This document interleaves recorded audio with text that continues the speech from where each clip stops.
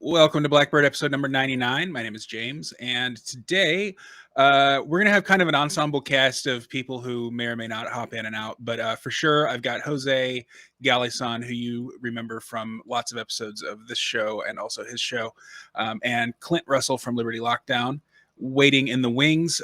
Before we get started, just a reminder, I am going to be taking the show on hiatus. It's going to be like an indefinite thing. Might be back in a couple of months, might be back after the new year in 2023.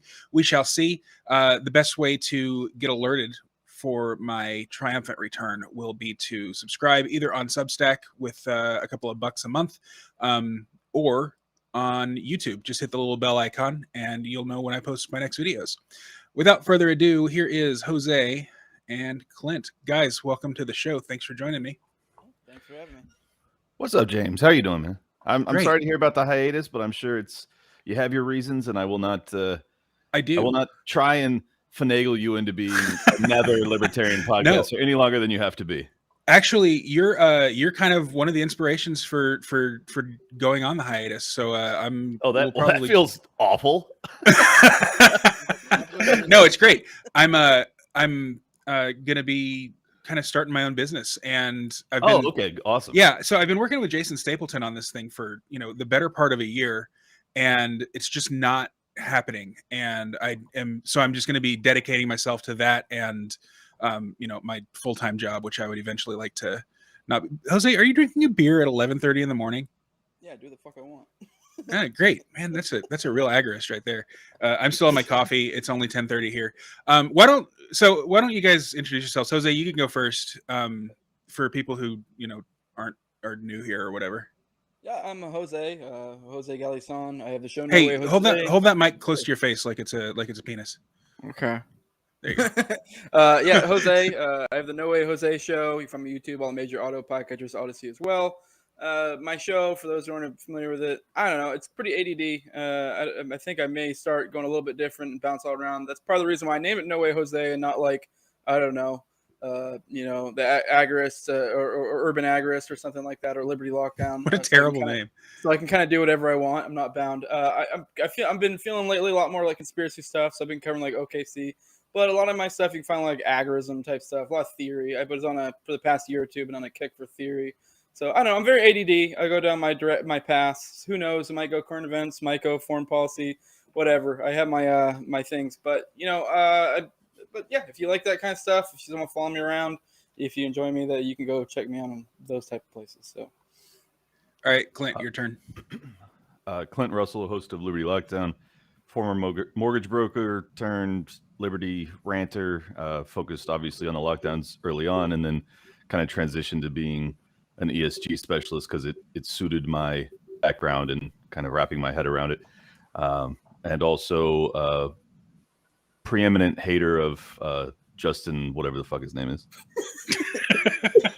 So why don't Justin? Real quick, I want to add in. This isn't my normal backdrop for anyone who's normally. Oh yeah. My wife works nights, so I had to find a different spot for this one because I normally don't do podcasts during the day. So I'm in my kiddo's room, my 9-year-old daughter's room. So you've got this is how all of the rooms in his house are painted exactly like this. I just want you to know. Lavender dye. Yeah, the lava lamp there. This is great. I love your studio today. That's where he sleeps when his wife's upset with him. Yeah. And of course Clint with his world famous view of what are we looking at in your background? Well, if you'd like to dox me, I am in Aventura, Miami, Florida, northern Miami, and this is one of the intercoastals. Which number apartment? Yeah, I know. I knew you were in Miami. I think everybody probably knows that at this point. So you moved from the West Coast to Miami, right?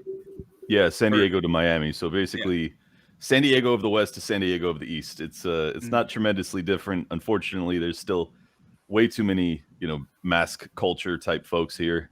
So Miami will not be my permanent home, but it's beautiful while it lasts. Oh. Yeah, me and Top are both in a competition, can move closer to one of us.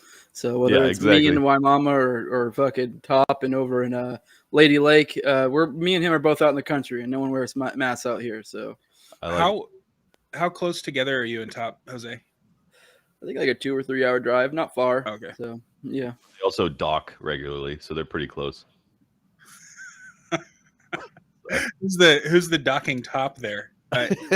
Well, his name's TopLobsta. I mean, is it not obvious? It's true. It's true. And you both have Hispanic names now, so it's Yeah. it's. I mean, you're both probably uncut, so Yeah. I'm more of a power bottom. we'll just leave that to the imagination, I guess. That was my vast knowledge of Mexican penises, just so you know. That's hilarious. So speaking of spirituality, I love it. So what a transition. So this was originally going to be Jose and Jacob Daniel Biblical Anarchy, and then Jacob was going to have to back out because his kids were monopolizing his life, you know, like a good dad. And then it was going to be Justin Campbell, and then we tried to add Clint to the little group chat where Justin and Jose and Daniel or Jacob, Jesus Christ, even I'm doing that, and Jacob and I were discussing this episode, and it turned out that Clint has Justin blocked. I just invited Justin to come on and maybe try to bury the hatchet. What's the kind of drama there, Clint? If you want to just fill us in, because you did kind of call him out just a minute ago in your intro. Yeah, he and a handful of other dudes I don't know all did a stream dragging me. So I don't know them and I don't understand it. So I'm just here to actually be able to, hear the arguments and then shit all over them. So that's I don't know them. I honestly don't know these guys. I don't know. I stay out of that shit. I do, just for the record, so do I. But they always come after me. Yeah, so that's the thing. But I hang out in the same sort of circles as them. Like the post-libertarians and stuff. Like I'm friends with all those guys. I'm having them on next week actually. So I don't really know where the beef is though. Like I don't hear the gossip. What are they saying about you? Do you know? I mean, I just get forwarded shit. Like I just get people like, because I have obviously I have a lot of followers. So when people hear me get dragged, I'll get DMs from half a dozen people saying, "Hey, they're doing a stream about you right now, and this is what they're saying." And I'm like, okay, kind strangers that despise me for no apparent reason. Yeah, I mean, the real issue or the genesis of it was they did a stream extraordinarily clickbaity, going, Dave Smith, friend or fed or something like that. Yes. Okay. So I just commented without watching because it was like a fucking 4-hour stream, and I have, I can't possibly do that. A 5 hour. There you go. Thank you.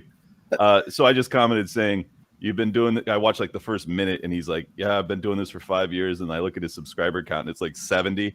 And I was like, "Hey, if you've been doing this for 5 years and you have 70 subscribers, you should be doing anything other than this." I was just basically trying to like make him feel bad about his life because, sure.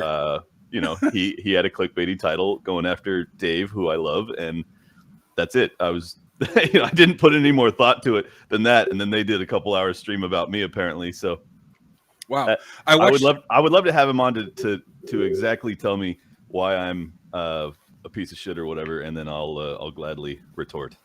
That'd be cool. So are you a Fed? I am not, unfortunately. Oh, good. Okay, that's exactly what a Fed would say. Get those government checks, baby. No. They have to tell you the truth if you ask. That's how it works. I don't believe that's law, but regardless, yeah, I am not a Fed. No, I'm not. It's weird. All right, so yeah, that was the 2-Bit podcast. It's hosted by Jason. He does the Friend or Fed series. So I mean, I think it's a fun series. He actually invited me on to talk about Tucker Carlson. But I don't know enough about Tucker to like weigh in on whether he's a friend or Fed. So I think Clint is a friendly Fed. So yeah, that's fine. There could be a real debate about Tucker Carlson. I can't wrap my head around even the premise of Dave being a friend or Fed. Yeah. To be fair to them, I think the vibe I got was it wasn't like literal friend or Fed. It's more just like kind of are they really a good thing, and even then from the little bit I heard with the Dave one, I guess it was pretty complimentary to him mostly, and pretty much everyone's a friend.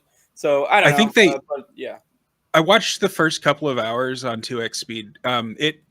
I think they landed on friend, at least until yeah, okay. So Faith Liberty Practice says is that Dave ended up being a friend. So yeah, I was right. I don't know about you, Clint. They might have. I didn't even hear the mention of you, to be honest. But it is the 2-Bit Podcast. It's a pretty good show. It's it's fun. They make jokes and it's funny.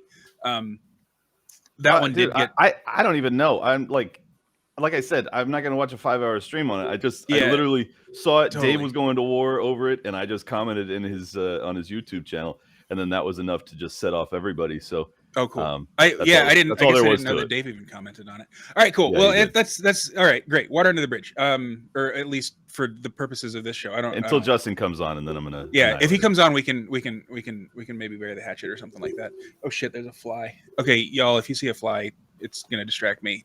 Don't let it distract you. The purpose of the episode is really something that I think both of you, as like an agorist and as an entrepreneur who is pretty well versed in this ESG Great Reset shit, is to kind of talk about making it and succeeding in whatever is coming up, and whether Klaus Schwab gets his way and all of his plans come to fruition, or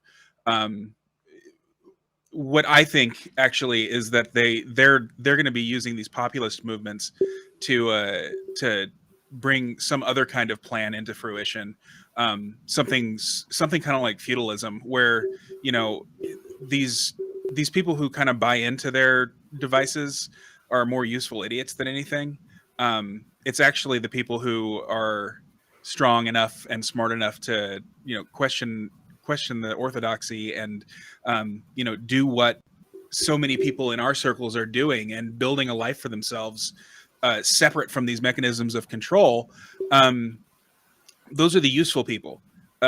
So I'm kind of two minds on it. I'd like to know y'all's opinion, first of all, of what you think their aims are in setting up this sort of like world governance, basically a corporatocracy that's sort of run by these big investors like Blackrock. Clint, I guess you can go first on that, just because you're kind of the expert on it. Yeah, I mean, I think I've described it as global fascism, and I only make that addition of global because normally fascism is nationalistic. They don't have any nationalistic allegiance. They are purely globalist in nature, but they are also utilizing the corporate world the world over to implement their master plans. I think many of them are Malthusian. They believe that the world's overpopulated, and because they've come to that conclusion, they strongly believe that whatever steps they take in the interim, no matter how many people have to suffer and die, it's an acceptable outlook to have and an acceptable plan to enact. So I think that it's fairly evident what their motive is beyond that, which is the accumulation of additional power and wealth. And I don't think it's anything revolutionary in that regard. I think that the wealthiest and most powerful people on earth, time immemorial, have been seeking more power and wealth, and this is their latest mechanism to do so. And unfortunately, they have done a really good job at propagandizing an enormous percentage of the global population into believing that they are working on their behalf. And that's why I'm fighting the ESG fight so fiercely, because that is really the mechanism by which they've implemented it. Well, the World Economic Forum's been around for a long time. I mean, decades. Why are we just now hearing about it? Do you have any insight on that? Well, they started in the 70s. I think that the main reason that we're hearing about them is because Klaus Schwab kind of came out of nowhere. The World Economic Forum didn't have a tremendous amount of power early on, and it was only in the 90s and the 2000s where they started to get these young people, the Young Global Leaders Initiative, where they would have kind of, I guess you would say, top-notch actors that they were able to get into their kind of school of thought, and then they would back them, both in terms of propaganda, but also I think finances, to get them into political office around the world. And now Klaus sits up there proudly bragging about it. And as soon as like it's kind of a chicken and the egg thing, like how do you get the businesses on board with what you're doing, and how do you get the politicians on board without having the businesses? So you got to figure out which. So they went the politician route. They get the politicians in power, and now because they have so many global politicians that are at the highest levels of power, it's very easy for them to get the biggest businesses on earth to come and sit at the table and agree to everything that they're pushing. Jose, as an agorist, or even just as, you know, a normal dude who lives out in the country and wants to mind your own business, how do you get around the threat of this? I mean, I know that your background is in the military, so like you've kind of seen the way that government operates. Do you have systems in place, you know, other than the cat herding, or not cat herding, cat breeding business that we've talked about? That we've talked about on this show. Are you like doing anything to kind of batten down your hatches? Is that the word? Batten down the hatches? Is that it? Yeah. Anyway, yeah, I remember the word batten. It's like, yeah, to like fortify your life so that you're not impacted by this as much. All right, I don't know if that's a real word, but I'm gonna start implementing my vocabulary either way. You know, I mean, speaking to reality. I mean, particularly me myself. I mean, I'm just doing what I can. Fucking like a little bit over a year ago, I got a active duty military. So, I mean, I am no way at all trying to, you know, make it seem like I'm a Clint and have, you know, fucking sitting on money and, you know, sitting pretty and everything's perfect. I'm nowhere near. I'm definitely work in progress in that regard. So if anyone thinks, you know, I mean, luckily, I mean, I guess as an agorist, I'm not running for any office or anything like that. So I'm not trying to position myself as some sort of elite. I'm just a dude who talks on a microphone. So the idea that I have everything in line is not the case. I'm still working on things, but, you know, the idea being is to, I know it's like we brought up the cat thing, as silly as that is, you know, that's a side hustle that I have more control over, and the government has less control over because they can, you know, this is, obviously I'm not going to go into the OPSEC side of things of my my operation, but, you know, let's just say it's a lot harder for them to know what's going on there because it's not like I have an employer that reports all my earnings, you know, stuff like that. But it's a work in progress. I do think, you know, living in the country helps. Obviously, like, you know, it's a matter of doing the best you can, you know, kind of what's the saying? There's some saying it's like every journey starts with a step type thing. So you got to start moving that way. I will comment on what Clint was just saying. I agree with basically everything he said. I guess to add to his thing, I do think people need to keep in mind. I'm not saying Clint did this at all. When it comes to binary thinking, I think the World Economic Forum, Klaus Schwab types, I think they're going to win.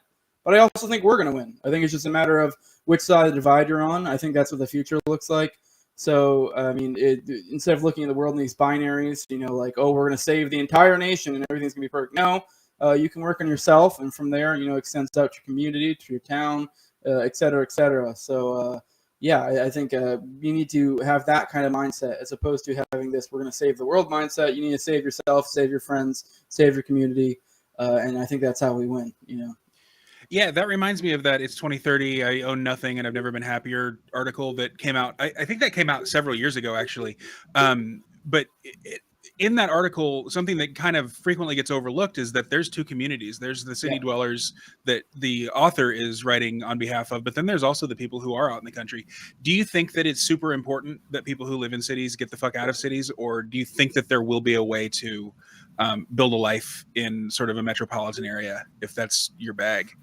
I mean, yes and no. I mean, I think, like, you know, speaking as an agorist, I know a lot of agorists will talk about, like, in more authoritarian areas, there is more entrepreneurship opportunities available because, you know, in the spots where there is more power tamping down, there's going to be more of a desire for, you know, say with the USSR, there was, you know, the, you know, goods. Like, for example, I'm watching Stranger Things, and it's a great example. Right now in the latest season, there's this guy who's a pilot, and he smuggles in goods, and he legitimately goes to the fucking, like, the prison camps and will sell shit to the guards, and it's all, like, sort of on the up and up, but also not. Like, it's a known thing, they're not supposed to do it, but they do it anyways. Like, so I mean, there's opportunities like that. I mean, I do think, like, if you're someone who's wanting to maximize your liberty in like if you say you're like a single guy and you're just looking to like make money moves, yeah, it's probably great. But if you're someone who's trying to, make a life, a family, community, that type of thing, yeah, I do think it's damn near essential you move to somewhere that's more in the country. Like, I don't know. I think I don't know, I put out something the other day a while ago that was like the higher the population density, the higher the tendency for authoritarianism and degeneracy. So humans were not meant to live like this. I will not live in the pod type deal. So yeah, I think there's something to that. I mean, I'm not saying you. I mean, that's obviously up to you on an individual level, but I do think it's smart to move that way. I understand too. A lot of people say, well, I can't just up and move. I get that, but you can make moves like you're doing right now, James. You're still working your full-time job, but you're working up your side hustle, and hopefully I hope for you that eventually your side hustle becomes your main hustle and you can move out. Same with here. I mean, I have like a gay ass like real job, quote unquote real job, but I also have my side thing. But as time has gone on and on, like that's part of what enabled me to leave the military, leave active duty, because if it wasn't for that, I wouldn't have been able to afford to.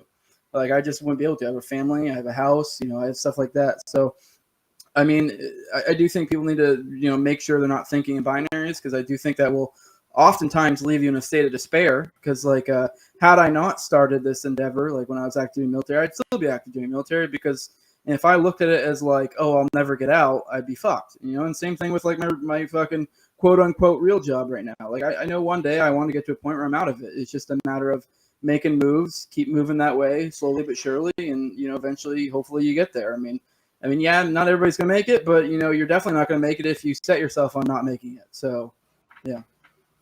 Cool.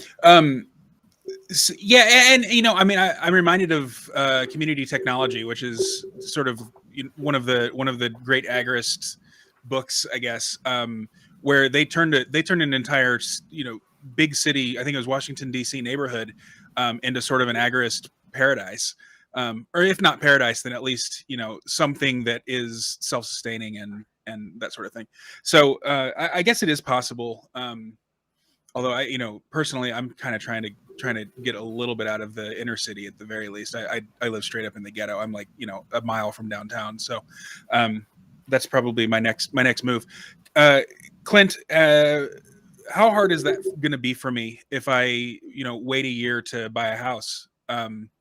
You're kind of the real estate guy. No, that's great, man. I would highly recommend you wait a year. I think that's yeah. I think that it'll probably be 2 years before the bottom is really in. There's still a tremendous shortage of inventory in housing, largely because of the foreclosure and eviction moratorium that lasted basically two full years. I completely forgot about that. Yeah, so that's the main mechanism that has kept inventory hyper low. Now that you have such serious inflation, I think you're going to see people start to sell their houses that have enormous equity, because it's like their last hope basically to stay afloat. But also simultaneously, the Fed is hiking interest rates, which should make the cost to purchase real estate increase dramatically, which will, force the sellers to reduce their asking price. So I think overall it's kind of a perfect storm. The only issue, a perfect storm to reduce prices. The only issue is that the inflation makes material costs for inputs to build additional inventory very expensive. So that'll obviously put a floor under pricing because we need more inventory. So I don't know. I think that buying now though would be an awful idea. So don't feel bad about waiting. To add to that little anecdote, yeah. my house, I've had my house probably about 5, maybe 6 years, and it's almost doubled in value. Jesus. Exactly. Yeah. Wow. Yeah, Brian Kaplan, he's an economist at George Mason. So he's kind of known for his prognostications, and he's pretty accurate when he'll place bets on his predictions. And he's not willing to bet on this yet, but his kind of near term prediction is that the Fed is going to a drastic rate hike after the midterm elections to kind of try to get inflation under control, which will probably trigger a recession that they're hoping will be resolved by the 24 elections. Do you see any merit in that? Well, I mean, they've already drastically hiked rates over the past 6 months. Have they? So, oh yeah, big time.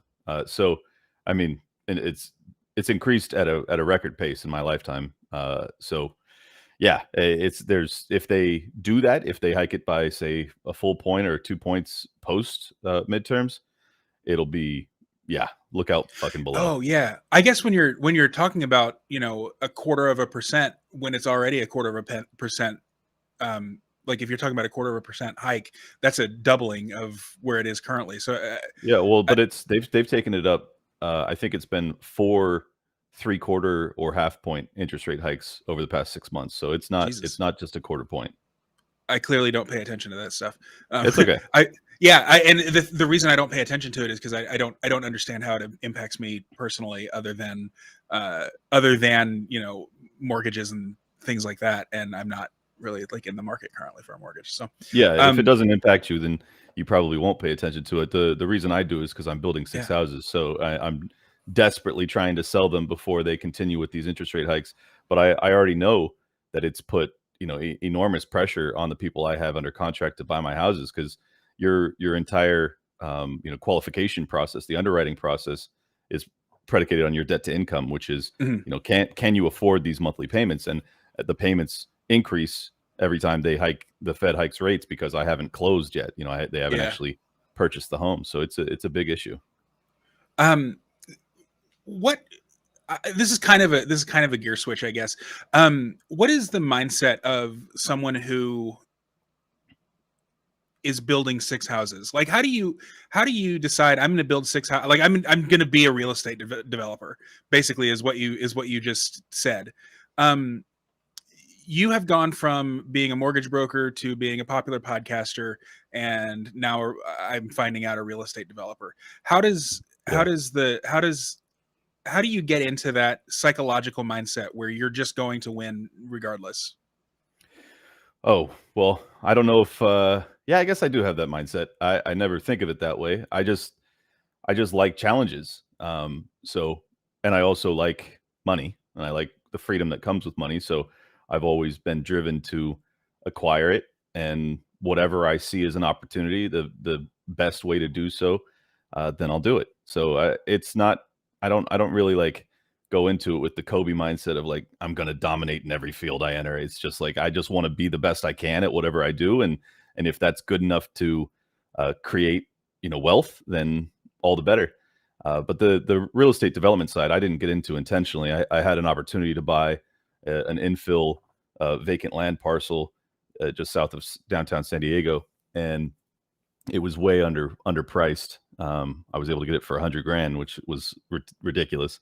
And then I subdivided it to build out the 5 houses. I ended up buying an additional parcel to build a 6th house, and none of it was my intention. You know, it was just like, okay, I see an opportunity here. Now, whether or not it ends up being super profitable, I don't know, because I've been doing this for 4 years and I have put an enormous amount of capital into this process, and I'm still not done yet. So we'll see. You know, it's a race against time right now. But I took a calculated risk. I never saw the lockdowns coming.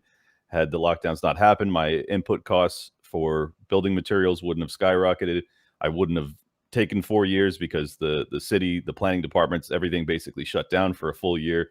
So it was all catastrophic ultimately, but simultaneously the prices skyrocketed because of the shortage of inventory. So hopefully I end up coming out in the black, as they say, in profit. It's very stressful though. It's not for the faint of heart. If you're the type of person that can't handle, you know, the sleepless nights as you mull over your potential profits and losses, it's really not for you. It's like a lot of people will think that, well, if I come out on the other, like, I've retired in my 30s, so obviously this is the way to go. I don't know about that. Like, I think a lot of people would break under the pressure, because, you know, deploying millions of dollars of capital and having to deal with government bureaucracy and a central bank that's manipulating every asset class.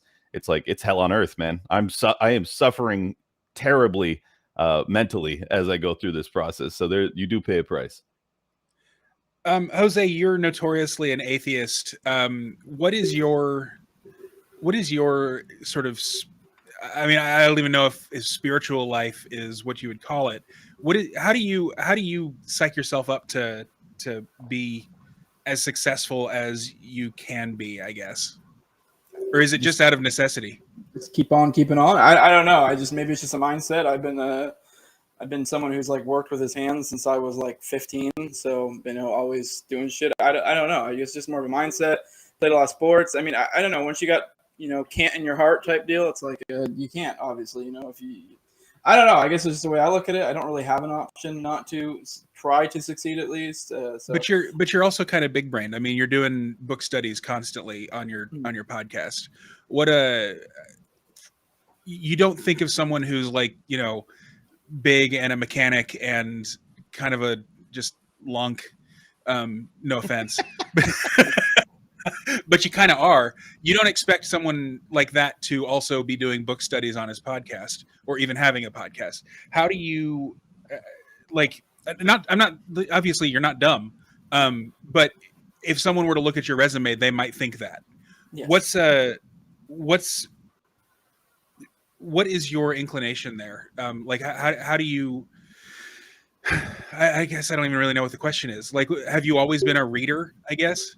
I was a smart kid when I was younger. I was actually I'm a little bit bigger now, but I for the longest time, I don't know, it's weird. It's almost like it was like a personal journey in a weird way. Not to get overly spiritual, if you will, but when I was young, I was always a scrawny kid. Skinny, really smart, when I was young, and then probably around 12. I was a kid that my mother was bugging the teacher to be like, he's too smart for this shit. You need to give him more stuff. It's actually, to even go back even further, I actually had I guess it was sort of a learning disability when I was really young, and I was actually kind of dumb, but really kind of athletic, really energetic when I was really little. And then, I kind of got my shit together. Then got smart, and then I fucking, I kind of got I guess too smart in a certain sort of way. And as a kid, I was the nerdy, scrawny kid, and then, with glasses, I wear contacts, but, and then around 12, I started hitting the gym a lot. And I guess I kind of stopped focusing on being mentally smart. And then I, kind of got lax there. I kind of coasted all the way through high school off of the intelligence I had that I'd gained from a young age, because I was a voracious reader when I was a little kid, and then yeah, like I said, I kind of got more be a jock, but I was still always a smart jock. It's just not something I focused on. And then as I got older, I don't know, I feel like it was more a social thing to where I kind of felt kind of weirdly ashamed of it, although I never would have said that, or I don't even think that was a thing that I thought about consciously. And as I got older, I think this is something my dad said, my stepdad said at one point. He said, a strong body, strong mind makes a strong man. So the idea of being focused on either, I thought was always, as I got older, I realized it was kind of silly to only put all my chips in one. So I don't know. This is hard evidence that if you start weightlifting before puberty, that you stunt your growth. So everybody out there, don't do that. Yeah, I'm 5'5". Yeah, I'm a resident manlet here. So I'm 220 though. Yeah, he's literally as tall as he is wide. It's wild. It's really funny. Yeah, I don't know. I mean, I guess it's just for me. I mean, both of those ventures have kind of instilled in me self-improvement, if you will. So yeah, I guess that's just kind of what did it, because I was always improving in one or the other. I just was always weirdly focused on one or the other throughout my life. And as I got older, now I'm kind of focused on both. Admittedly, kind of more so. I mean, I'm not as in shape as I used to be. So, I mean, I'm not so much invested in the physical side as I used to be, although I still try to keep up with it. I'm more management. If anything, I went so hard that I kind of fucked up a lot of my joints and shit. So if anything, now I'm more in a maintain type state where I try to work out moderately so I don't lose it. But it was good to give my knees and some of my shit a break. I got to where I was stupid strong to where going up a flight of stairs would win me out, but I could squat 625. Yeah, that's kind of where I'm at right now though. You squat 625? I don't think I squat 625 yet, but I'm 400 something. I haven't squatted a max in a while, but so yeah, I mean, I've kind of gotten into powerlifting lately, but walking from the locker room to my car, I still get kind of winded, which is that's really important. You don't want to be winded walking 100 yards. I guess switching gears from psychology to physical health, what do you guys do to maintain your physical health? Clint, you go first. I lift like 4 days a week and do a little cardio. I used to play beach volleyball for like a decade when I was in San Diego. I haven't found a crew to play with in Miami, so that was really how I kept my cardio in line. And it is definitely I've paid a price by not playing volleyball for the past year, because I'm like 220 right now, but I'm 6'1", so it doesn't look absurd. But yeah, I mean that's really it. I lift 4 days a week, and then maybe 5. I just go to the gym basically every day, like except for the weekends. And I really started doing that because I had an anxiety disorder in my 20s, where I started to get kind of mentally derailed, and I realized pretty quickly that, oh, it's because I'm not taking care of my body. Yeah, I've heard that working out has the same effect as antidepressants on a lot of people. I think it's even better for clinical issues like that. Yeah, I think you know it's who better else? for sure. You know who else used to play beach volleyball in San Diego? Vin Who's that? Armani. Oh, no kidding. Yeah, that would have been a blast, man. I love Vin. I know that he's in the camp of a lot of people that I have blocked, but I still think he's awesome. Oh yeah. Yeah, he and his brother, who's a professor at some college, whose name is not Armani. They used to play together, and I think there's actually like an episode of that male prostitute show he was on that centers around it. You might check it out; it's pretty cool. I got really good after, like, really? I was like really, really good at beach volleyball. So if anyone ever wants that smoke, let me know. I'm terrible at volleyball, as you could probably predict just looking at me. Jose, what about you? Do you play volleyball? No, I don't play volleyball. Center? No, more of a bottom. But no, yeah. There's actually a term for that. It's a position. It's called libero. You'd be great. Oh, sweet. Anyways, don't worry about it. I don't know. Right now I don't work out as much as I'd like to, just because I do have so many other things going on. I'm always doing something, but I probably work out like 2 or 3 times a week. Maybe go for a like a mile to mile and a half type run, maybe like once a week. But I mean, that's not as much as I'd like to. At my peak, I was working out like 5 to 6 days a week. I never was a huge cardio guy. I mean, in high school I played all sorts of sports. I was like fast as fuck, but that kind of as I got huge, that fucking died off. But I mean, also I kind of try to watch my diet. And I'm not like a diet hawk, but I'll generally try to make healthier choices. And by that I mean like kind of try to make more keto / paleo choices. I eat a lot more meat, a lot more fatty things. I try to stay away from starches somewhat, and if I do, I try for it to be like a vegetable of some sort. But yeah, I mean, that's roughly what I do. I'm just kind of somewhat mindful of what I do. I'm not to the extent I'd like to. I mean, on the diet thing, I also used to be way better at dieting, because I mean, I used to play wrestling. I'd also have to make weight for powerlifting when I was a kid as well. So I'm actually very good at knowing like how the proper way to do things. I don't put that much time and effort into it, just because it's like it's a fucking bitch counting calories. But if you're gonna make weight, or if you're gonna do something that or if you have some sort of goal to get to, I'm very good at that. I'm also very good at putting on weight, but because I would go from football to wrestling, so I was able, I'd be able to like take a summer, put on 20 pounds, and then go lose the 20 pounds again when wrestling came around. So yeah, I don't know. I just try to be somewhat mindful. I mean, nowhere near where I want to be, but I like I said, I'm more of a maintain type thing. So. Yeah, I've got my Fitness Pal on my phone, and it still dutifully reminds me to log my meals 3 times a day, and I don't think I've logged one in a year or so. I should probably just delete the stupid app.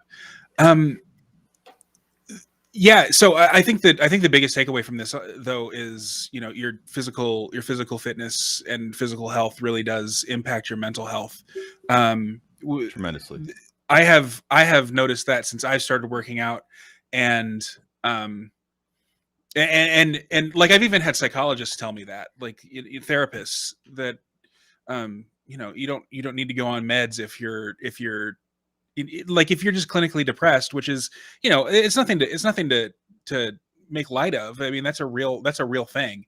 But your body's chemistry tries to maintain itself. You don't have to always medicate it. The over medicalization of society seems to be a big thing that the that is like sort of concomitant with the Great Reset. Clint, have you? What do you think is behind that? I don't know that it's just profits for big pharma. Why No, do you it's think not. everything has to become a pathology right now? Well, I think that it probably stems from their kind of technocratic mindset, where it's like everything is solvable by this elite class of people that are smarter than everybody. So if you have doctors that are putting together these new concoctions, they obviously, I think that there's many true believers behind the mRNA shots. You know, I don't think that these people are all just nefarious evil actors. I think that many of them genuinely believe like they can solve any issue with a medication. And once you have that outlook, well, then every problem, you know, you have the answer. Every nail, you have your hammer. So I really think that's a big part of it. Obviously, there's tremendous profit motive that also goes along with it, from big pharma, and then I think that it's also just kind of a unhealthy trend line where we have, like, once you're a parent, like you are a parent, not a parent. Once you are a parent and you're on medication, well, then when you see your child having some sort of problem, it becomes much more, you know, likely that you'll prescribe them medication to deal with whatever their issue is too. And then once you're multi generations deep of everybody being on medications, well, then the next generation is basically doomed to follow that same path. And then also it's a cultural decline. You know, you have a lot of people that just simply don't look at any problem in their life and say, how can I fix this holistically? They will seek the easiest path. And if the answer is, well, you need to work out 5 days a week, or you can just take this pill to not, you know, feel like shit, a lot of people are going to take the pill. So I think there's many factors involved. Yeah, I mean, I'd add to that too, because I mean, I was talking about the learning disability thing earlier. When I was a kid, I was on Ritalin for a young age because I had, you know, ADHD, ADD, whatever, and it definitely did help me to get my learning shit together. But in retrospect, I feel like I could have done it without it, and I actually feel like, say something like ADD or ADHD is viewed as like a learning disability, but I think in a lot of ways, I think it just means I think different. You know, kind of like I was talking about earlier with my show, I go down rabbit holes, and that's like a common thing with ADD, where I'll just get really hyper fixated on something, and you know, my brain works a little bit different, scattered all over the place. So once I'm able to learn how to properly, you know, use that to my advantage, if anything, it's a benefit.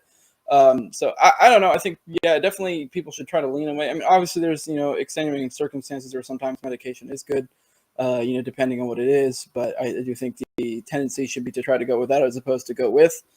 You know, I definitely had a lot of weird medical and other shit that was going around the time. Like I had weird tics that I got from fucking, like I used to do shit like this, and like weird, like just weird shit that developed from like Ritalin, and it's made me, which probably, you know, ended up kind of making me sort of have those social things when I got older, where like that's why I really got into working out, which I guess you could say there's a benefit to that. But I had a period of time where I was a weird fucking kid, and it was probably because I was fucking meted out my ass, and like I had all sorts of weird shit going on with my head that made me an odd kid. That didn't really fit in well at that young age. I mean, got together when I got older. My parents still tried to give me my meds as I got older, but I kind of would, as I got older, I would just like throw that shit away or pretend to swallow it because I just didn't need it anymore, and I still did fine. You know, but yeah, I do also want to add to the vaccine stuff. I've been noticing a weird influx lately, and some of the mainstream publications really, you know, maybe not necessarily buying into it, but kind of being like, "Oh, look at this!" Like I saw something. I think it might have been NBC or MSNBC, an article where they were pointing out how there were reports of some women's their like periods being thrown off by it. Cycle, Yeah. Which like that was. Yeah, so I mean, although that's only like a tiny thing, it's kind of like interesting that they're starting to be like, hey, you know, what the fuck? Which I mean, that might have something to do with Rogan and like that Dr. McCullough and the other guy kind of starting to become more mainstream and not be able to stamp this down as well anymore, where they kind of they can only fight it so much, the narrative. They have to kind of lean into it a little bit, but I do think it's interesting. So yeah, even it's all Fauci, global warming, bro. Don't worry about it. Yeah. Even Fauci or millennials, I think they're to blame for everything as well. Even Fauci like admitted that, you know, the vaccines are not really working against these current strains the other day. Jose, you mentioned that you kind of dealt with your ADHD with fitness and things like that. Do you still experience the symptoms of ADHD? How do you deal with them without medicating? I found that Delta 10, which is kind of like sativa weed, is like the only thing that can keep me focused throughout the day, without, telling my doctor I want to go on whatever Ritalin of today is, speed basically. But then Delta 10 makes me lazy and not want to go to the gym and only eat all day long. So, it's huge trade-offs. Do you have tools in place right now that help you focus in spite of, or even because of your ADD stuff? Not necessarily. I mean, I've just gotten used, I said earlier, kind of just got used to living with it. So now it's just kind of how I am. I don't know, maybe I do certain things. For example, someone pointed out I'm sitting right now. I normally stand when I do my podcast, which that does kind of dissipate some of that nervous energy, allows me to kind of have something to fidget with while, or I'm kind of standing, as opposed to sitting where I feel like. And you burn calories like that. Yeah. But I don't know. I think it's just a matter of just learn to live with it, learn to adjust to this way of thinking, of the manner in which I think, as opposed to, other people who, don't have that tend to think. I just kind of used to. I do notice like certain like weed or medications will do certain things. So for example, like every once in a great while, for legal reasons, it's a joke, but my wife is prescribed Vyvanse, and it's kind of related to her seizures and stuff. But yeah, every once in a great while, if I have a lot of shit to do, if I want to do something really studious, if I think I wrote a couple articles like before I got into podcasting, and I think I popped an ad or Vyvanse then. That kind of puts me in a super god mode when I take those. But shit, I used to do that for fun when I was in college, take like Adderall or some shit just to, like I was playing video games just to enter into next level mode. I remember, like, I used to be awful at Halo, but I'd like every once in a while I'd like pop an Adderall and I'd be just fucking just pulling off headshots like a motherfucker because I could focus like a bitch. But yeah, I don't know, like weed kind of pulls out different aspects. I mean, I find I tend to be better at being comedic when I smoke weed, and I'm focused in different ways, a little bit more creative. Me too. Yeah. I like Kratom a lot too. I tend to I don't use it a lot. For a period of time, I was taking a lot of Kratom. I'll typically pop like a couple Kratom pills before I do a podcast. It allows me to think in a different way. I don't know. I mean, for the most part, though, it's just I've just gotten used to this way of living. But I guess, yeah, there is some aspect to certain things out there that make me think a certain way. But I always try not to, be on that shit all the time. Like, I don't like smoking weed all the time. I don't like, I actually don't even like necessarily the way things like Adderall or Vyvanse make me feel. So if I do something like that, it's more for like a given objective. Like if I have a shitload of stuff to do, like my garage looks like shit and I'm going to take a day, organizing the fuck out of it. Well, there we go. Let's pop a fucking Adderall and go to town. It's not like I like enjoy the feeling. So I do try not to like get to a point where I'm doing anything like that all the time. Like I did have a period of time before I joined the military where I did have a drug problem where I was on opiates. So I don't like. I'm very, I've talked about this before on other shows when it comes to like drugs and stuff. Like, I mean, I damn near try anything. I don't really care. I think a lot of the stuff is overblown. A lot of the evils of drugs, but there also is truth to it as well. I just think it's a matter of, I don't think really any human's meant to be on any substance, in any sort of permanent state all the time. So, I mean, that's why I more use it to inhibit certain things occasionally. Like say like with weed, like, typically depending on what's going on, I may smoke a little weed before a Tower Power episode. And I find that tends to make me a little bit more comedic, or able to cut up a little bit more. So, and then, like I said, with more of my theory episodes, I might pop a couple Kratom. And even then it's like a very low dose. It's just to give me a slight edge, but for the most part, yeah, I try not to become dependable on anything like that, but I also don't see them as like great evils. I just use them occasionally to inhibit certain things. I think I have like a cabinet full of Kratom still from John Bush, so maybe I'll give that a try. Clint, what about you? Are you just naturally conscientious, or do you have to like force yourself to be productive? Oh no, or medicate somehow? No, I am, I guess, blessed and cursed with a capacity for laser focus 24/7. like if I'm doing something, I'm just locked in, and I don't have any issues with focus, or like if anything, Yeah. I will become overly obsessive on a topic and just, spend like you've probably seen some of my episodes where I end up recording at like 5 a.m. because I've stayed up all night reading about ESG or the World Economic Forum or something like that. So, yeah, not an issue. I also, because I'm in my late 30s, almost 40 now, and I just don't respond to drugs as well as I used to when I was in my 20s. So I tend not to drink very much. I tend not to, like, the only habit I can't kick is the e-cig. So I'm pretty healthy overall, and really don't use any substances. Obviously, drinking when you're in a social setting is kind of nice. It just makes you more relaxed and more talkative and more jovial, and but kind of fit in. I mean, that's exactly. That's the big thing about social drinking for me, is that, if I'm walking around with a soda or whatever, it doesn't feel the same. Like I don't feel part of everybody else there. You get that's 2 cool. or 3 drinks in, all of a sudden the conversations are much more fun. That's a pretty good problem to have. I mean, conscientiousness is, next to IQ, like the biggest determining factor of financial success. So I didn't know that, but I guess that makes sense. Yeah. Jordan Peterson talks about it, or used to talk about it, back when he was talking about, personality psychology and not just cultural issues. So what about building communities? Do you guys, like, obviously there's value in building a community, but how do you find that having people to lean on helps, or maybe even hinders you in finding whatever your definition of success is? I'm not much of a community guy, to be honest. I've always been entrepreneur path. Like, I don't want to rely on anybody else. So that's always been my preference. I still have a great group of friends, and I still, I'm still close with my family. So it's not as if like I alienate people intentionally. It's just that I'm not so interested. Like, if you're relying on someone, then you're at their mercy, and I don't like feeling that way. So I've always tried to avoid that. Obviously, there have been times in my life where I've needed assistance, and I've been fortunate enough to have good friends or family that can be there for me when needed. But it hasn't ever been my focus. Like, I've always been very, very focused on being completely autonomous and independent.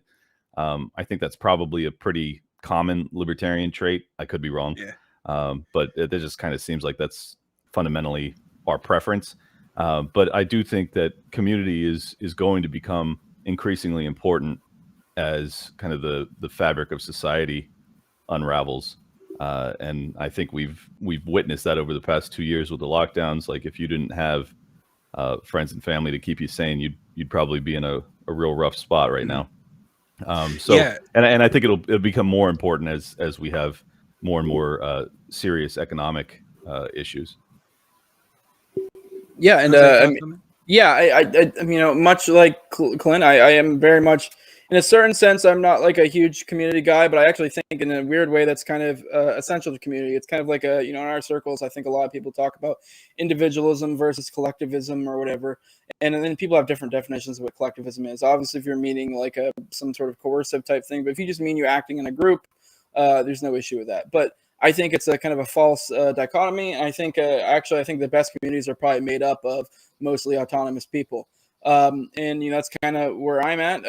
Like, I live out in the country, and so like I don't really like interact with my community that much. Like, the people who live next to me. I live in an area where everyone has at least an acre. Like, it's technically an HOA community, but everyone has at least an acre, the way it was set up. So it was meant to be more for like redneck tech people. And we definitely help out here and there, but everyone in this community is pretty much autonomous. We don't really like, it's not like we do like, group barbecues a whole lot. Every now and then there'll be some sort of community thing, but for the most part, every now we watch out for each other. I have neighbors that when they're out of town, they'll let me know. I'll keep an eye on their house. There's been a couple times I've had to go over there with my gun and peek around, and he's like, "Hey, something tripped my alarm," shit like that. Just the other day, my neighbor, he was out of town, and some coyote went into his fucking yard, and so I had to go out there with a gun to try to fucking get it. Motherfucker ran off in the woods before I could get it, but he has chickens, so I had to, make sure he didn't get at them. So I don't know, just little stuff like that. We kind of just keep an eye out for each other, but at the same time, we're also kind of all autonomous for the most part. And obviously you have the online side of things where like we kind of create our own communities in that way, which I think is good. And I do think community will be ever more increasingly important as time goes on. I mean, hell, even all of us are content creators. We kind of all have our own, we're kind of a community as well. I know a lot of people hear that, that don't really pay attention to, or that, don't really know the in and outs of like how podcasters, interact with each other, and think that a lot of people have this idea, say, for example, like Dave Smith, we were talking about him earlier. People think that like we're like, a lot of us like know each other so well. Like I've had a few times where be like, hey, you should ask him to do this. Like, I don't think you realize the rapport we have. Like, we're cool, but it's not. I can't tell him what to do. Yeah. I mean, if anything, we're like friendly acquaintances. Maybe Clint has a little bit better rapport, but but at the same time, we do also uplift each other. So it's a little bit kind of this in between. A lot of people think we're a lot closer than we are, but then a lot of people, think we're not close at all. I think a lot of us as a community are kind of close, and we were talking about beefs earlier. There are definitely rifts. I'm not saying that doesn't exist, but there's definitely community there. So a lot of people say Twitter's not real world, but I mean it's somewhat to like obviously yes, it's not real world exactly, but I've definitely gotten a lot of benefit off of my online presence and stuff, and I know Clint definitely has as well. So yeah, for sure, it's totally changed my life. Like for people to say it's not real world, well, it can absolutely change your real world, and it has for me. I mean, I met my girlfriend through this. I consider the entire Tower Gang crew, real friends of mine now. So it's and then obviously Dave, who was my icon, now to be on like personal friendship terms with him is totally bizarre and surreal. So yeah, I think that the community, there's obviously the community aspect for me has been a net tremendous positive, but there's also been a real like tribal rift that's been created, and I don't really understand it because like, sorry, this is a total tangent, but like of anybody that's involved with the LP right now, like I am definitely as aligned with the post-libertarian mentality as like anybody. So it's just fascinating that those are the people that seem to dislike me the most, because I'm like, I have done everything that you've talked about, other than having a family and kids, which I know they talk about that too. And I completely agree. That's tremendously valuable and ought to be pursued more readily. But it is fascinating to me that, I basically have done what they've recommended in becoming financially independent and being able to wield that wealth in a way that can help in our cause. It's just, it's a fascinating development that I did not expect at all. Yeah, I met my wife online, by the way. But we've been married over a decade. It wasn't Twitter, but I just thought that was interesting to add in there. So yeah. Did you meet her on like a dating site?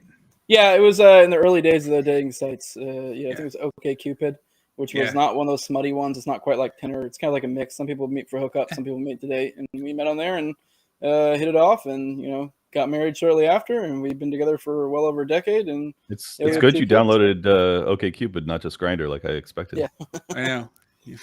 Actually, Grindr is where me and my partner met, and seriously, I didn't use Grindr for hookups mainly because I was like scared of getting HIV, but I did use it for dating. I used OkCupid too, but Grindr is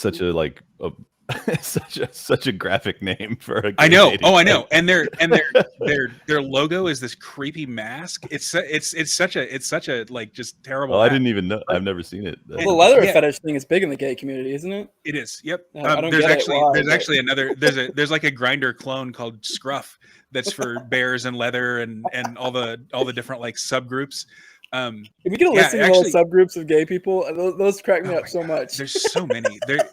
You're such a bear, James. Yeah, I know. So I guess he's all, I know. He's a big guy. A lot of people don't realize he's tall as fuck. What are you, like 6'1", 6'2", maybe? I'm 6 feet. Okay, I'm just 6 yeah. feet. I'm tall as fuck compared to you, but not Yeah. compared to normal people. Well, then also you got your mask, so you're built like a fucking lineman. I am. No, I am. It's true. So I guess I would be a bear. Like a skinny bear who is like a kind of a twink meets a bear. That's called an otter. Twinks are the. There's so many muscle bears. Muscle bears are called wolves. Clint, I think you would probably be a wolf, actually. Wow.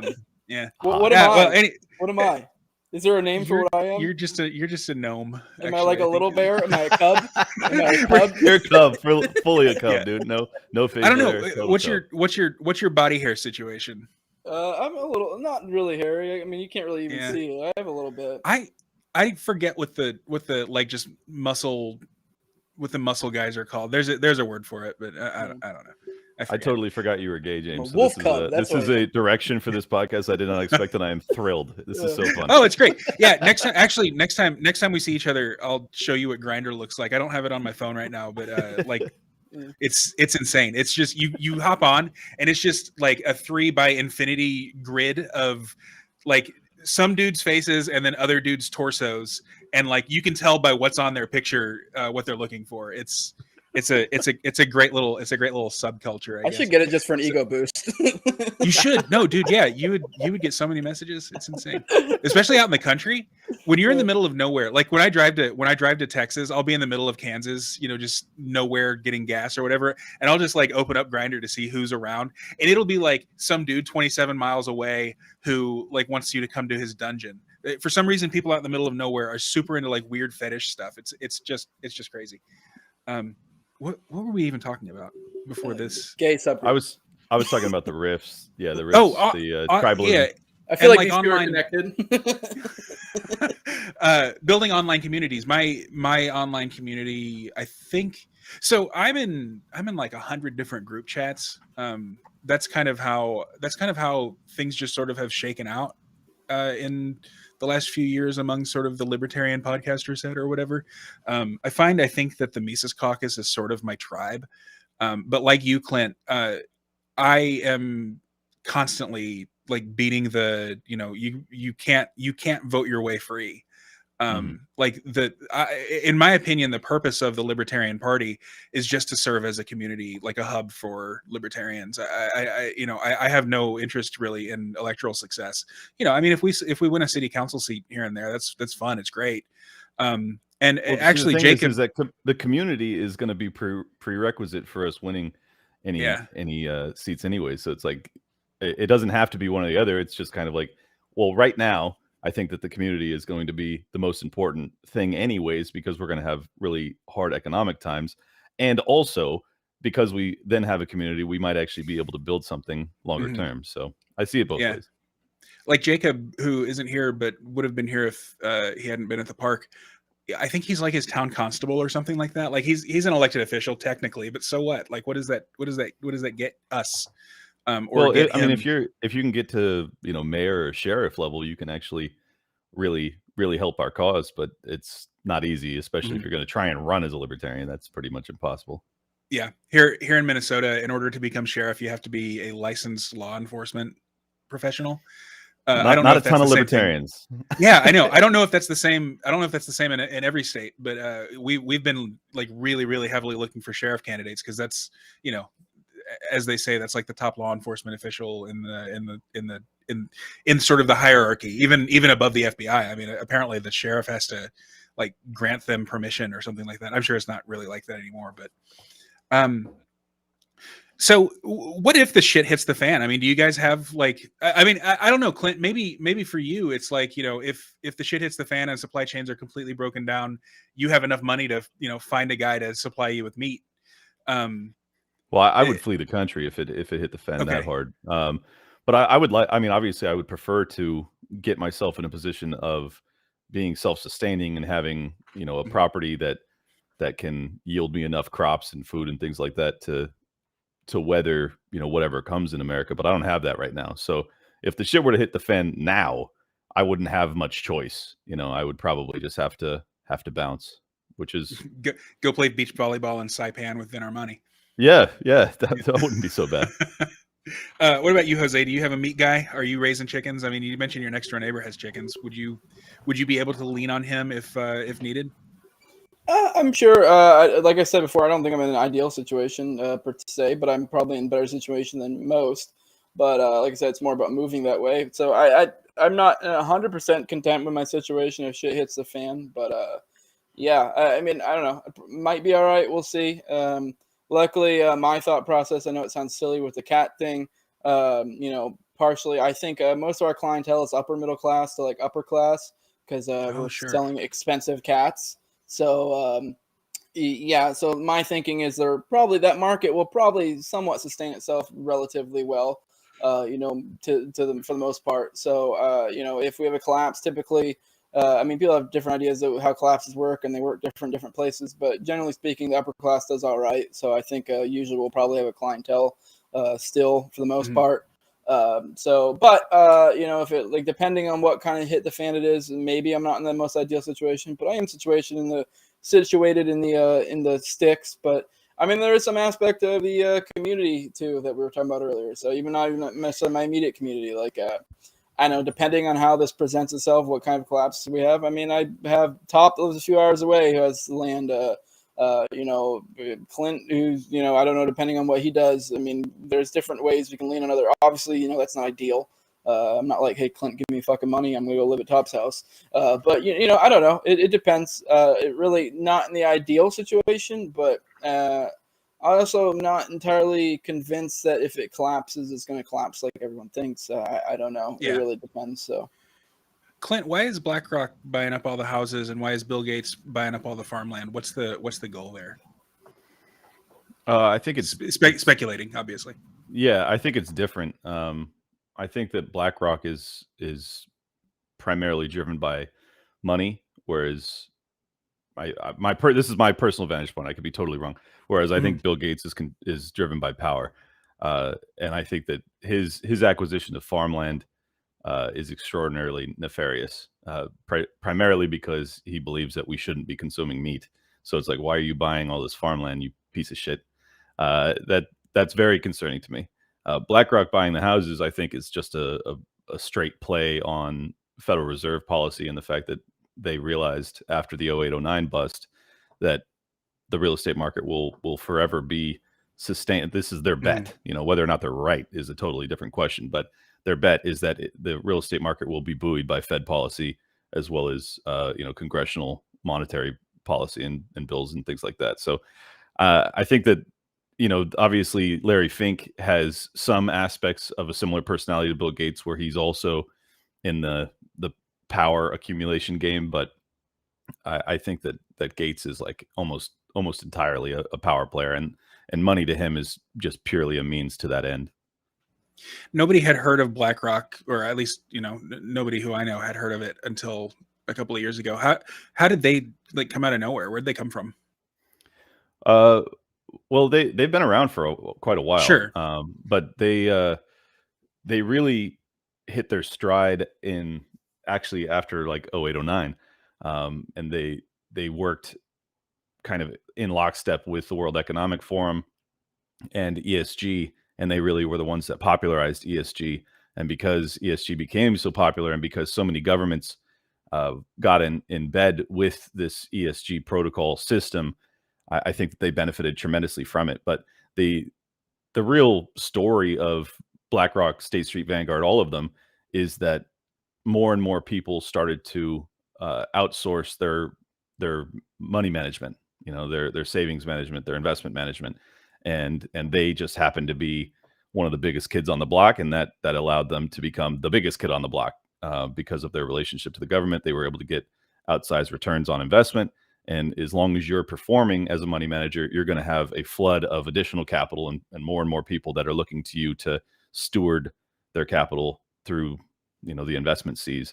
And that's what they've done. And they've become the biggest on earth with over 10 trillion under management.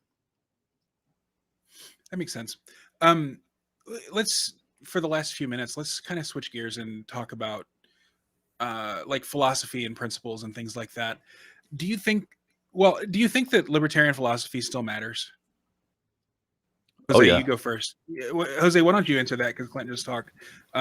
Because and you talk about it on your podcast a lot. So I'd like to know, sort of I guess there's a tension right now between sort of the more Machiavellian guys that are like, no, we just need to acquire power, and the maybe like the Keith Knights of the world who really, really are only into the philosophy almost. It seems like.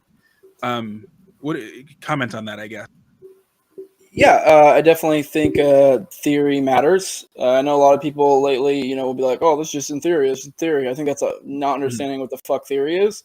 A lot of Living in people are like, Ancapistan in your head and stuff. yeah, which honestly, like, I like Pete, but I still think that's kind of silly. Honestly, that saying. I mean, I get to a certain extent what it means, because some people do get like so obsessed with theory they get in weird land. But I think, well, if your theory, if you're like the idea that like, oh, you're just living in theory, it's like, okay, well, are you arguing with the theory? Because theory is, if it's not comporting to reality, it's shit theory. So in a sense, theory is just arguing reality. So like, it's kind of like it's almost like if you're like, oh, that's just theory. If anything, that's kind of a, whether you mean it that way or not, it's a cheap way out, and it's kind of a concession of defeat in a certain way. They're like, okay, well, you need to provide something else here. Otherwise, you're just, it's no different than an ad hominem in a certain sense. It's just like, you're not really presenting anything here. You're just saying, oh, you're just living in theory or whatever. It's like, okay, well, what's your theory? And I think one of the main issues of the Machiavelli thing, this is actually probably one of my main critique. This ties in a lot of my main critiques, and I'm not trying to open this Pandora's box because we could spend another 20 minutes on it. When it comes to the Machiavellian thing, this is kind of like one of my main critiques of using political power in general. And I'm not saying there can't be any positive benefits. I think the idea, especially the larger the group, the bigger issue you're going to have with it. I think the idea that you're going to be able to get some sort of entity, some sort of large group to operate in some sort of Machiavellian manner is kind of foolhardy. Because and even if you are some sort of monarch or whatever, like. Yeah. Like, you're gonna have to pass that torch on to someone else at some point. Like, I agree with Hoppe that monarchies are preferable to democracy, because it's you have the better incentives in place, being one person controlling everything as opposed to everybody controlling everything. But I think the issue becomes, say if you're like, hey, we're gonna use this political organization to do this thing, and it's like, but we're going to use subterfuge and this and that. It's like, okay, but you got to realize what kind of signals you're sending off to people. And the idea that everyone is going to be completely, buying into your specific strategy or whatever. Yeah, you may be able to make it work for a small period of time, especially if you keep your circle close, or even if it's just one person controlling everything. But at some point, this has got to get passed off to the next generation or the next group or whatever. And the idea that they're going to have the same strategy, or they're going to interpret the strategy the way you have, especially if you're using subterfuge, because you're that in essence is kind of concealing things. So I mean, I guess, yeah, if maybe your appointed person is 100% on board, operates exactly like you do, you can keep this going on. So I guess it's part of why I like the idea of agorism, because it's kind of like you're controlling yourself, you're controlling your things. Yeah, I mean, like I said, I've said before, I'm kind of I'm friendlier to the ideas of like even monarchy or Hoppian type ideas, when it comes to like covenant communities. But I do think it just kind of changes the time preference in a sense of how long this thing will work. So that's why I think with something like a small town, it's easier to make it work as opposed to some sort of federal thing or something. Yeah, I had another point, but I forgot. Just quick addition to Machiavellianism. If you are that, you better shut the fuck up about it. Like, yeah, like, I know the point I wanted to get at.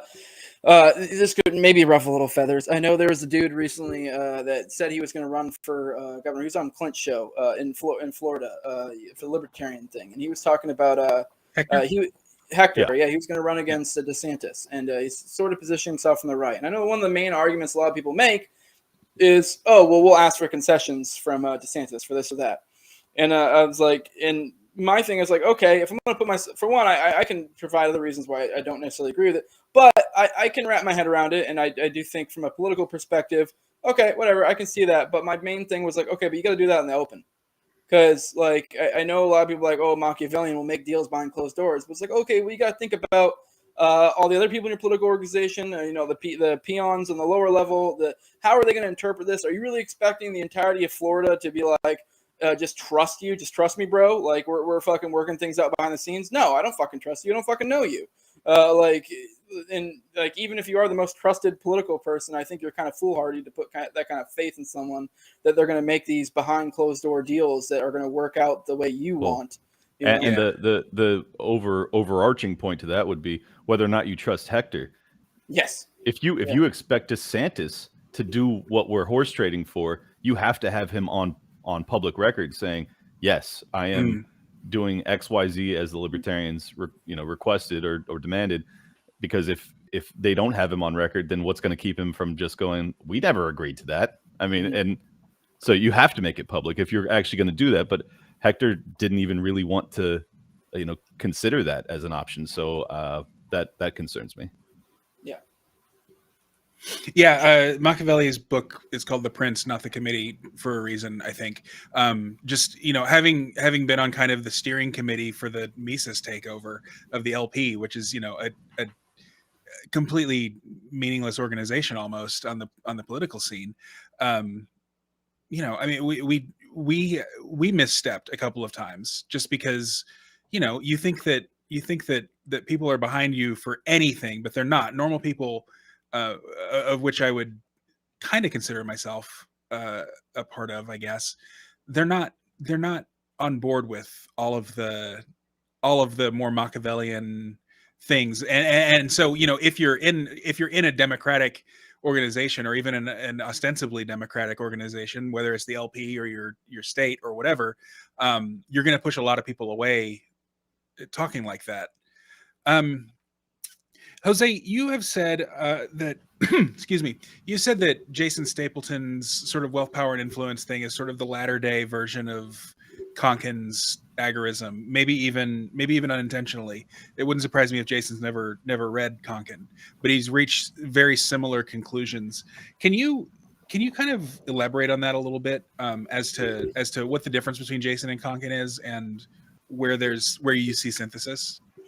I think I said to you that it was just like from a different perspective, because a lot of people will accuse agorists of being like utopian or whatever. Although I feel like Stapleton is just more, I guess you're talking theory, reality kind of deal. Like Konkin's more dealing with a theory, whereas I feel like Stapleton's more dealing with application or reality or what have you.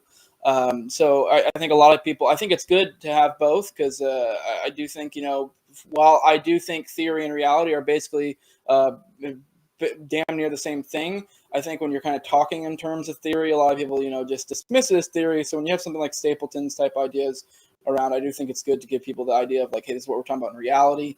A lot of people see, agorism as, I don't know, being less self-interested, I guess. Although Konkin has made points to be like, no, this is definitely a very self-interested thing in a lot of ways. He just didn't put emphasis on it. Whereas, and when I say self-interested, I don't mean that in like a bad way, because I do think really, that's, if you play it to economic terms, that's just what profit is. And, we're all, mostly ANCAPs here. So I'm pretty sure we're all essentially ANCAPs. We may differ on the edges, but we like profit motive. That's what drives people to do things. If you're doing something that doesn't have profit motive yet, maybe you can do it on an individual level, but the idea that this is going to be some sort of system you can ply out to everyone is kind of silly, because, well, if they don't have an incentive to do it, why the fuck would they do it? So, and I do think that builds out, it's kind of like ties into the community talk we were having earlier, where it's kind of like, I do think the best communities are composed of autonomous individuals. Because if people don't want leeches in their community, they don't want people who need them. Right. And if you need everyone in your community, I think it kind of causes issues with your community. That's not to say you can't lean on people in some ways, but it also weakens the community. Yeah. Mm-hmm. So yeah, I guess without I really do. I don't really see any divorce really at all between the two. The difference is more the focus. I think, Konkin talked a lot about like how he theorizes how it will work out, like different phases, and how if we apply this theory, how it works out. And I, for the most part, agree with that. Although, like, I just did finally wrapped up my live reading series with Sal on New Libertarian Manifesto, like Konkin's seminal work. And we had disagreements on some of the aspects of it. Of disagreements.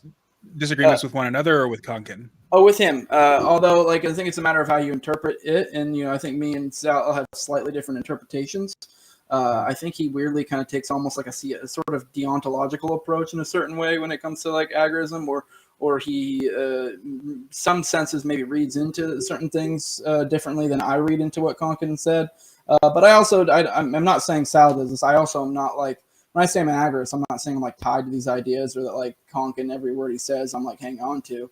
But for the most part, I find very little that I disagree with. I may have found like one or two things I actually disagree with. I think a lot of it's just a matter of how you perceive what he's saying or interpret it, your perspective. I think what else. Like I was talking about like the phases and how they end up working out. Because a lot of people accuse him of being utopian because he's like, this is how we win type thing. But I think a lot of people have this idea, and this kind of ties into what I was talking about earlier, as opposed to is the idea of, I think, the World Economic Forum or the elites or whatever, the bad elites, the not natural elites, as opposed to Hoppa's natural elites. Right. I do think they're going to win, but I also think we're going to win as well. It's just a matter of like, two separate camps, essentially. And that's kind of how I interpreted Konkin's work when it comes to like how the phases work and how you get to this agora, this agorist community. The idea that if you're looking at this from the perspective of, how we've been indoctrinated with grade school, of like looking at the United States as one distinct thing. Yeah, I don't think, that there's going to be an agorist uprising and they're going to take over the entire, federal apparatus. I think you're going to see more like things like, here's this community over here that's very agoristic, and here's this community over here that's very agoristic, and they kind of create like a network of communities. But then you're also going to have your city states that are probably going to be like these, borderline technological hellholes to people who have sensibilities like us. But to people who like that, they're like, this is great. I have all the amenities I need. Yeah, I own nothing. I'm happy.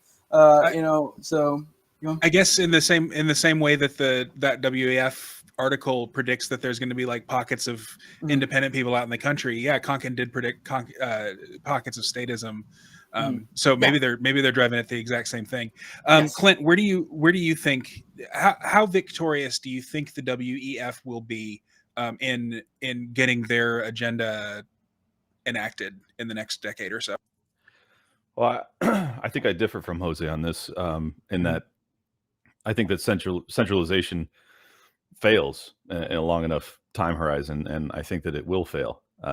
Whether or not the only question I have is how badly will we suffer in the interim, and how much pain will be required to throw off the shackles, and that's a huge unknown. I think that obviously had we figured this out sooner and had the people understood the threat that they were under, we could have prevented much of the suffering that we're already enduring. And I think that because the majority of people still don't understand what's happening, the pain is going to be much, much worse than it already is. So I think it's going to ultimately fail, though, because I don't think that they can compete with the human drive for liberty. I really believe that at some point the pain will be so significant that you'll see, as you've seen in Sri Lanka, many Latin American countries, Denmark, or excuse me, Netherlands, all over the place. I mean, you're already seeing these minor revolutions, as well as Canada with the trucker strike earlier this year. I think that you're witnessing kind of a genuine populist uprising that is just demanding basic level liberty. And as people start to, starve, that will probably become violent. And I'm not looking forward to it, but I think that at some point it becomes both inevitable and necessary that occur, and it will. So it's just a matter of when. I don't know if it'll be 10 years from now or 15 years from now or 2 years from now or tomorrow, but it's coming for sure. That's kind of my outlook. And I think that the people that have implemented these plans will ultimately end up no longer existing because, yeah. I do want to add, I actually agree. I think this is kind of where I was talking about with perspective a little bit, because I do think in a long enough time horizon, yes, we will. But what I'm kind of getting at is I think in a certain sense, the powers that be are reverting to their power centers. And while they do that, I guess you can almost apply a little bit of what's his name? Popular Liberty. I forgot his real name for a second. Andrew. Oh, Andrew. Kind of his archetropism idea and how the way power operates, and he kind of treats it almost like a how you would view fluids and how they work. Like I said before, I'm a mechanic, so if you understand how hydraulics work, if you compress a fluid, it'll take up less area, but it'll be more dense. So it's kind of same idea. I think as the power is diminished, I think it will become, or not diminished, maybe that's the wrong word for it. As it becomes more centralized, it'll become also more powerful within those areas. But I do think over a long enough time horizon that'll work out. I think one maybe spot where I think popular liberty kind of misses out in his theory. This is one thing I kind of started to apply to kind of maybe used to understand it. I don't think, not that I say he says this, I don't see it as like a law. I see it as a good way to maybe understand how things work. He applies it only in terms of power. Is how he looks at his archetropism idea. But I do think there's non-coercive power. Anyone who understands that, gets that. So I think, yes, these elites their power will become more centralized, but I do think over time, their power will be leached off from coercive power to non-coercive power, to where we do actually end up with power in our non-coercive system. So we're sort of leeching them off. So they will leech off over time, over a long enough time horizon. I just think I think that might be a little bit of a blind spot in Andrew's thing, because he just likes to simplify it to simply just power, and then he kind of then power is just state power. It's almost like a Yarvin thing where he doesn't really ever differentiate the two. So I do think that in a long enough time horizon, so that's why I say in a certain sense they will win, but not in the long run. They will win and get what they want. I think they will have areas of power where they you'll eat the bugs, you'll live in a pod, you'll own nothing and be happy. But I do think over time people will see the light, and I think certain that power will leech off will convert from coercive power to non-coercive power over time and leach back into our system. The true doomers out there, like, I don't really understand it, because if you believe that liberty is ultimately the best formulation for civilization, it'll win out. Like, we believe in competition, right? Like, that's kind of the anarcho-capitalist worldview too. And it's like thinking that China is going to win against, I would say America, but America is too similar to China. So apply the American principles to some Latin American country, or Hong Kong before China started to smack it down. Like, my belief is that economy will win, and because of that civilization will win. So, like, it's just a matter of how painful it is to get us there. I really believe that ultimately we will see, assuming we avoid nuclear holocaust, I think that you'll see that the liberty-minded civilizations that arise from this era will be the dominant ones of the next millennia. So I just hope that we can do that without seeing civil war or nuclear war or something crazy like that. But I do believe that process is really happening in earnest right now, and we're all kind of like sitting on the sidelines analyzing it, and basically just kind of talking our preferences into the ether.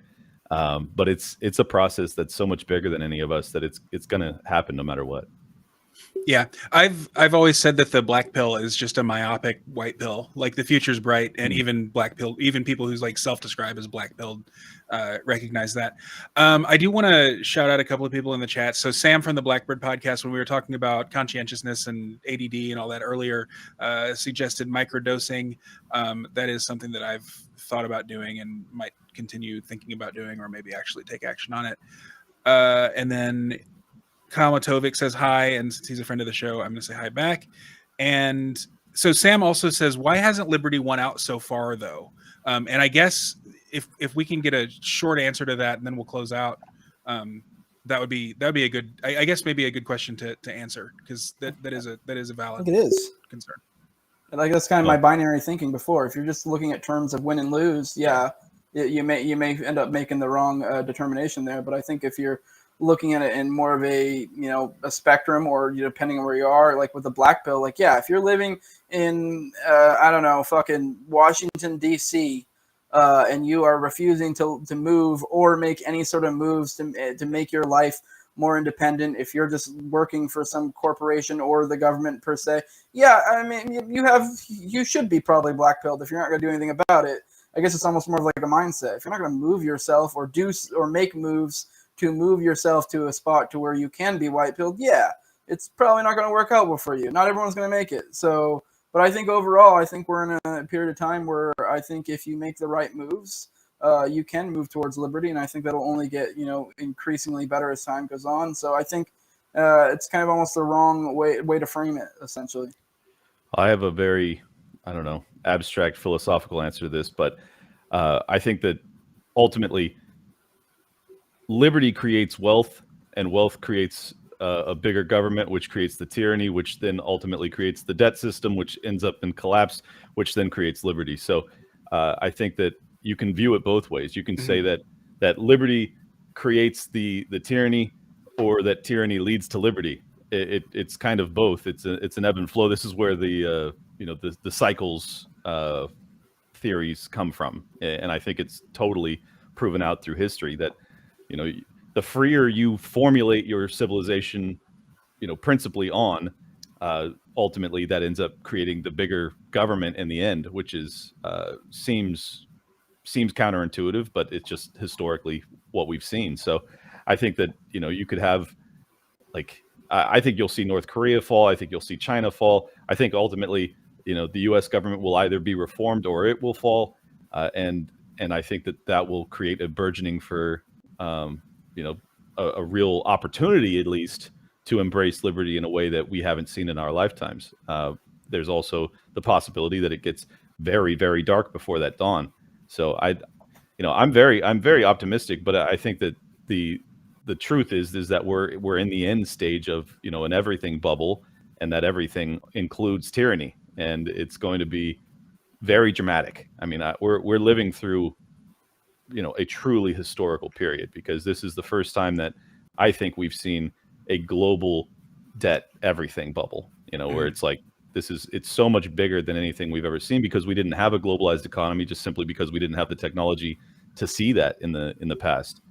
So this is going to be cataclysmic, but with that comes the potential for a future and a foundation for liberty that we've never seen in history too. So I can view it both ways, both pessimistically and optimistically. Yeah, I think the era of the nation state is probably what we're seeing the end of. And it's just because nation states, as big as they are in today's day and age, and I mean, they were even bigger around World War I and World War II, and throughout the Soviet Empire especially,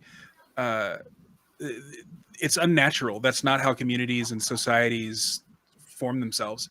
And real quick, that's exactly why they're pushing for global governance, because they realize that they're losing power because of the technological innovations that make it harder and harder for them to clamp down. So they're saying, okay, now we have to come up with basically a totalitarian globalist model to try and prevent this erosion, and it won't work. It's all of a piece with the pathologizing of everything too, with making everything a medical issue. We have to fix this, and we can fix this. We're powerful enough to fix this. Yeah, right. Let's go ahead and close out. So I would like to get you guys to answer one question, and then also give your plugs in the answer. The question is, what is one tangible thing that you would tell someone who's hearing this stuff for the first time today, and they've decided, all right, well, this is actually serious, and I actually need to build some measure of self-sufficiency now. For me, that came a couple of years ago when I decided that I was going to start learning how to grow food. I've got a big garden in my backyard. It would be much bigger if I had Jose's yard. But like I'm gonna be pretty much set for vegetables for the rest of the year, just because of the things that I planted in the spring and am about to start harvesting in the summer. And that'll also, I'll be able to give Christmas presents in the form of salsa and spaghetti sauce and stuff like that, which people are going to love. And that kind of builds the community and everything else. So, in my own little small way, that was my first tangible step. My next tangible step is putting the show on hiatus and actually starting a business that I can run myself. Do you guys have? That's awesome, by the way. Yeah, I think so too, and I appreciate that feedback. Do you guys have sort of a tangible thing that someone who's hearing this for the first time could do today? Make that decision. Build up a side hustle. I mean, That's the biggest. I mean, that's kind of entrepreneurialism. People have this perspective of what being an entrepreneur is, and they see, I'd say somebody like Clint. Although Clint had to start somewhere, they see somebody who's making big money moves and stuff. But everybody's got to start somewhere, and it doesn't have to be something like that. Like I know it's silly, like we brought up the cats thing, but that started as just a small operation, and it built up from there. And even then, it's not like I'm running some cat mill where they all live in fucking filth. Like they have like over 1,000 square feet, and a lot of them live in the house. But either way, my point being is do something. The more wealth you have control over, that you have more control over, that someone else doesn't have control over, the better. Obviously you want to preferably do something that's cash or crypto. And I'm not saying don't report any of that. I mean, maybe do, depending on what you're doing. I don't know.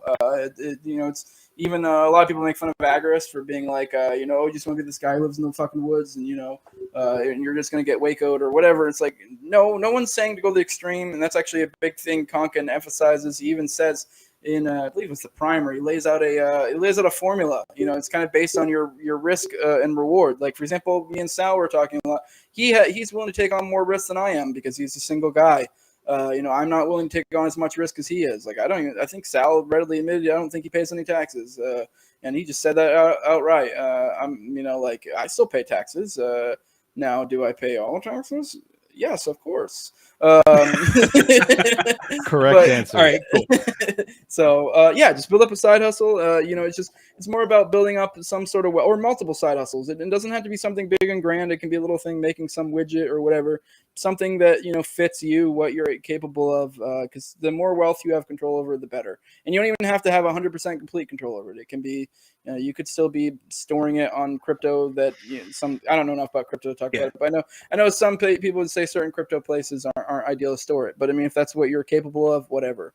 I mean, that's not the best example, but it doesn't have to be a 0 or 1. You can think of it more of a spectrum. You can move your way that way better, move your life in a more beneficial place.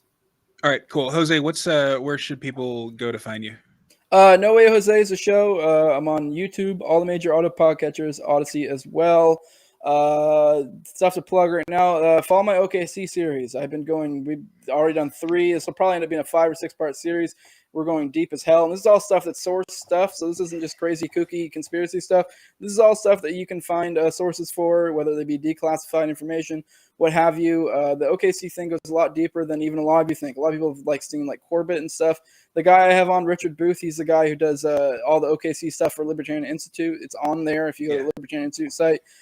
He's gone way deeper than any of the stuff that I've seen anywhere else, even on things like Corbett. So yeah, I also have on, I don't know when you release this, so I think you wait like a week before you release it publicly. If that's the case, it may already be out by then, but I have the girlfriend of, who was the girlfriend of Duncan Lemp, also was pregnant with his child at the time, was in bed with him when on that fateful morning when he got, murdered by the police. I have her coming on my show on Thursday. So I'll be talking to her. I'm not going to try to make it a focus on political. It'll be more like an Oprah type thing. I also want to get her account of the events. So it's more just to humanize Duncan Lemp and the people that he left, that the police caused him to leave behind. So yeah, I do think that'll be a good one to check out. So and share. Nice. Yeah, I got a like weird impromptu phone call from Scott Horton one morning. Like I was still in bed, and I mean, the way that Scott talks on podcasts for hours is how he is in real life too. And so we got into OKC, and actually he recommended your guest for me to educate myself on that, because I was a little kid when it happened and I didn't know anything about it. So all right, cool. What do you say? Beat you to it, bitch. Yeah, that's great. Your series is fantastic. So Clint, you're up. What is your one tangible thing that someone can do? Oh, it's totally dependent on the listener. I mean, if they're paycheck That's a very to Ron paycheck, Paul answer. Thanks. Well, I didn't mean to, but it's the truth. I mean, if you're paycheck to paycheck, then Jose's advice is ideal. Is getting a side hustle so that you no longer are in that position. Mm-hmm. If you are out of shape, then as soon as you stop listening to this, you should go to the fucking gym and stop being a pussy. If you're not financially, or physically secure, then you might want to train up, learn how to wield that steel, baby. There's 100 things you could be doing, and you ought to be doing all of them. So like, I think that as always, rut, the key is that first step. So